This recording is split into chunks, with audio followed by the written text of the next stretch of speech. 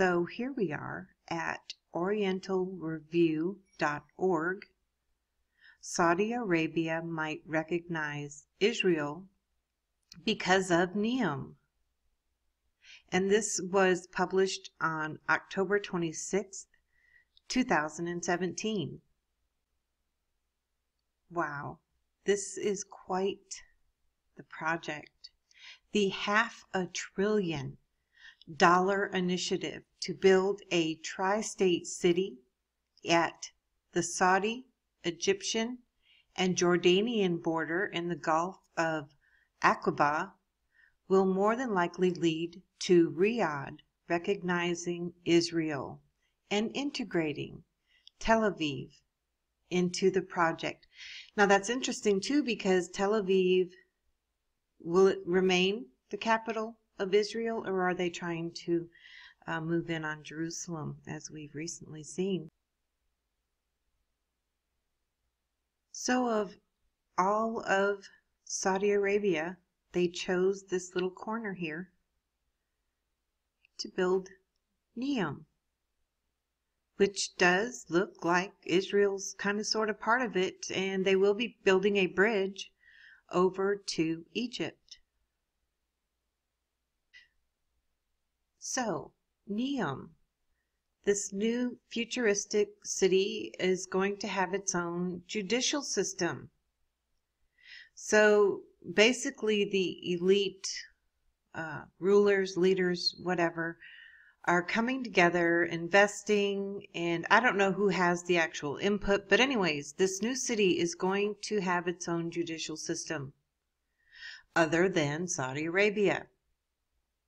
So I'm wondering if they are going to allow riba, which is interest.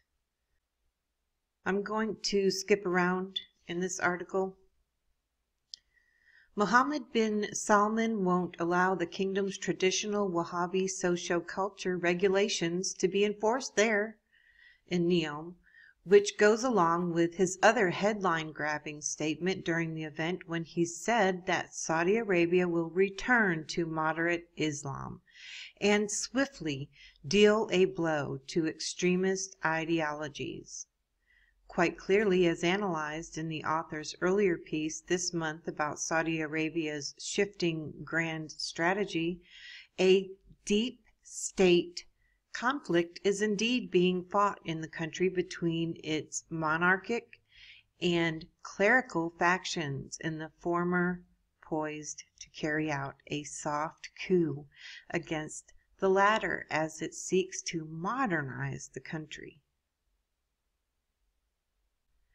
Saudi Arabia's Egyptian and Jordanian NEOM partners have already recognized and signed peace treaties with Israel, and Riyadh is known to be coordinating with Tel Aviv in crafting a comprehensive anti-Iranian regional policy, amongst other strategic commonalities that they share. Moreover, the secret meetings between Saudi Arabia and Israel over the years suggest that their relationship is much warmer and private than either side publicly presents it as for their own respective domestic political reasons.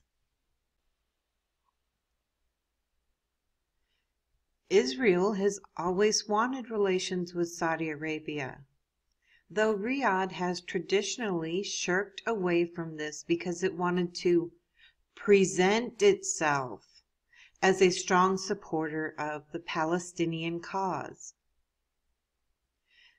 made all the more symbolic by the Saudi monarchy's custodianship over the two holy mosques, given the religious dimensions of the Israeli-Palestinian conflict.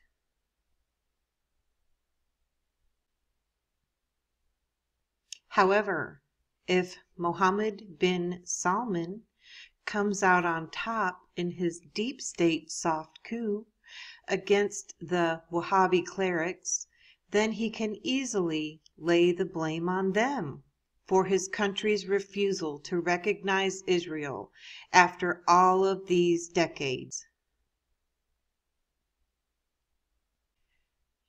Not only could he be interested in doing this as the ultimate expression of his country's radically transformed identity under his stewardship, but he might be just as importantly driven by the geostrategic imperatives related to Vision 2030's flagship NEOM project.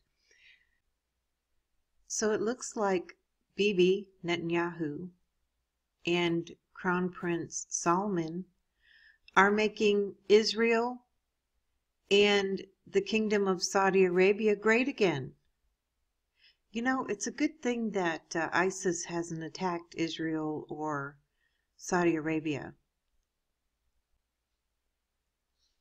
So let's look at these plans. Starting with Israel, there's going to be a Med-Red Railway. It's going to take 5 years, and NIS, wow, 20 billion. It's going to be 220 miles. It will be fully electrified and double-tracked, freight and passenger. Its speed will go 140 to 190 miles per hour, approximately 2 hours, from Eilat to Tel Aviv.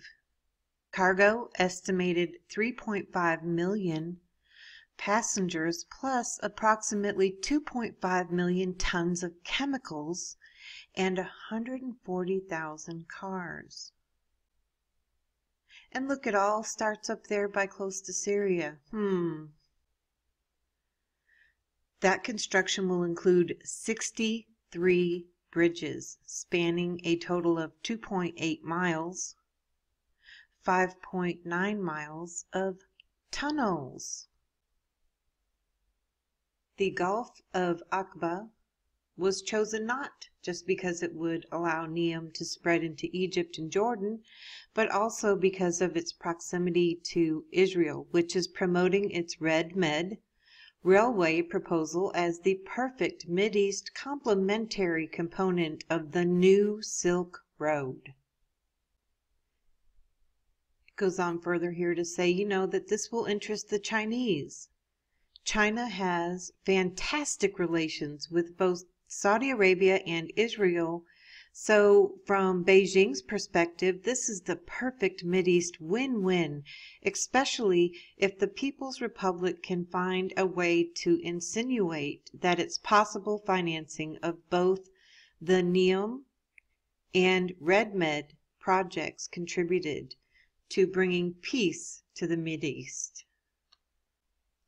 In addition, there's also the Russian factor to take into consideration, and it's objectively known, though commonly denied in the alt-media community, that Moscow and Tel Aviv are on excellent terms with one another and basically cooperate as allies in Syria. When accounting for the fast-moving Russian-Saudi reapproachment of Moscow's envisioned 21st century grand strategic role, and that's a link, in becoming the supreme balancing force in Eurasia, it's likely that Russia would be in favor of any Saudi recognition of Israel and Tel Aviv's integration into the NEOM project, because it would then allow the Russian business elite, both in the Russian Federation and Israel, to invest in this exciting city-state and the complementary Red Med Silk Road corridor. Mohammad bin Salman is trying to purge the cleric's political influence from the kingdom. It's very possible that Saudi Arabia will end up recognizing Israel in the near future and blaming its decades-long delay in doing so on the Wahhabis. The grand intent behind this isn't just to formalize the Saudi-Israeli anti-Iranian partnership or to show the world just how serious the Crown Prince is in changing the course of his country, but to please Riyadh's newfound multipolar great power partners. Again, that's a link.